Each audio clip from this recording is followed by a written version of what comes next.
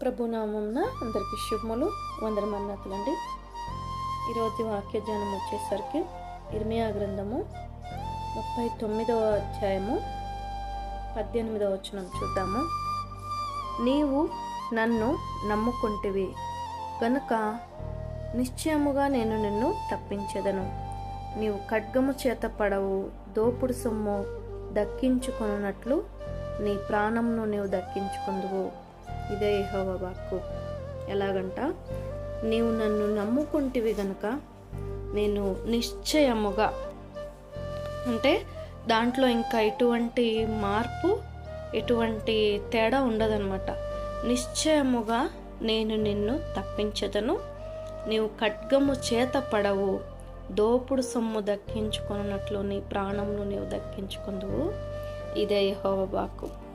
మరి మన కుటుంబంలో కానివ్వండి, మన బిడ్డల్లో కానివ్వండి, నీవు భార్యవైతే భర్త గురించి, భర్తవైతే భార్య గురించి, లేదు మీరు బిడ్డల గురించి, మనం ఎక్కువగా మన ప్రాణము కంటే కూడా మనం కుటుంబీకులను, మన కళ్ళ ముందు మన బిడ్డలు కానీ, భర్త కానీ, కుటుంబం అంతా బాగుండాలని మనం ఎంతో ఆశపడుతూ ఉంటాం కదండి. అదే మన దినచర్యలో మనము కష్టపడేది, మనం శ్రమపడేది, మనం ప్రార్థన చేసేది కూడా అదే అయి ఉంటుంది కదండి. ఉదాహరణకు మాట్లాడితే, మా చిన్న పాపకు హెల్త్ బాగోకపోతే, మా మూడో కుమార్తె దీపిక, తనకి హెల్త్ బాగోకపోతే తనకి సూదులు పెట్టి ఇంజెక్షన్స్ చేస్తుంటే నేను ఇలా బాధపడ్డాను. దేవుడా, ఎంత శ్రమ అయినా నాకు పెట్టు, కానీ నా కళ్ళ ముందు నా బిడ్డలు బాధపడడం నేను చూడలేను. దాన్ని అలా సూదులతో గుచ్చడము, రక్తం తీయడము చాలా కష్టము, చాలా బాధగా అనిపించింది. మరి దేవుణ్ణి కూడా మనం అదే ప్రార్థన చేస్తూ ఉంటాం కదండి.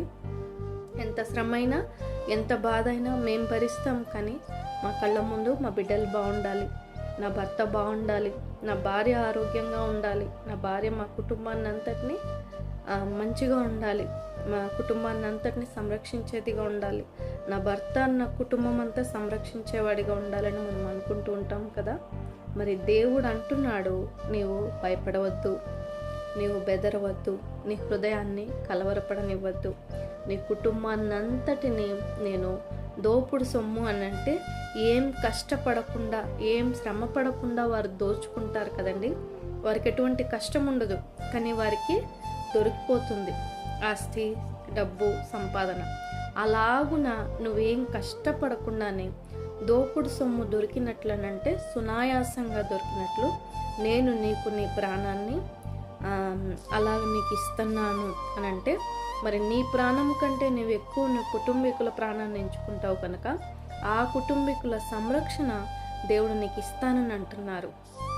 కనుక మన హృదయాన్ని మనం కలవరపడనివ్వద్దు. ఎప్పుడు ఏ క్షణం ఏ సమయమైనా భయపడద్దు. దేవుడు మనకు తోడుగా ఉన్నాడు. ఆయన నిశ్చయముగా నేను నీకు మాట ఇచ్చుచున్నానని ఆయన అంటున్నారు. కనుక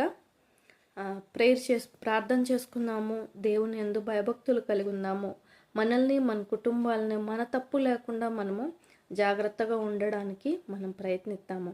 అయితే సాతాను మనల్ని ఎన్నోసార్లు మనల్ని శోధనలోనికి, అంటే దేవుడు పెట్టిన శ్రమ కాకుండా మనల్ని చాలా విధాలుగా వాడు భ్రమ పెట్టాలని, మనల్ని దారి తప్పించాలని వాడు ప్రయత్నం చేస్తూ ఉంటాడు. మనల్ని పిచ్చోళ్ళని చేయడానికి, మనల్ని వేడిపించడానికి, మనకు సంతోషం అనేది మన జీవితంలో లేకుండా చేయడానికి ఎన్నో విధాలుగా, ఒక్కొక్క భార్యకైతే అనుమానాల విధంగా, ఒక్కో భర్తకు అనుమానాల విధంగా, ఇంకా ఇబ్బందుల వలన, ఇరుకుల వలన, దేవుణ్ణి ఆశ్రయించకపోవడం వలన అనేక విధాలుగా వాడు మనల్ని బాధ పెట్టాలని, భయపెట్టాలని, మన హృదయాలని దేవుడి వైపు చూడకుండా, దేవుణ్ణి ఆశ్రయించకుండా కలవర పెట్టాలని వాడు చూస్తూ ఉంటాడు. కానీ ఏదైనా ప్రభువా, బ్రతుకుట క్రీస్తే, చావైతే లాభము అని దేవుని యందు మనం విశ్వాసము, గురి కలిగి మనం నిలబడినప్పుడు మన జీవితాలను దేవుడు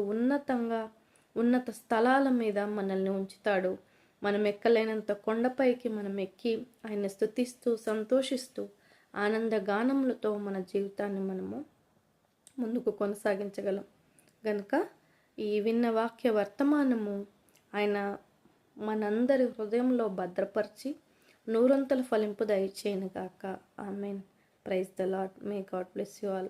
అర్థమైందని అనుకుంటున్నానండి. మరి తప్పులుంటే క్షమించండి. దేవుని యందు విశ్వాసం ఉంచండి. దేవుడు నిన్ను నీ కుటుంబాన్ని కాపాడుతాడు. ఆయన రెక్కల కింద మనం ఉన్నామని గుర్తుపెట్టుకోండి. కీడైనా మేలైనా ఏది చేసినా సమస్త మహిమ ఘనత ఆయనకే కలుగునుగాక అన్న విశ్వాస జీవితంలో మనం ముందుకెళ్దాం.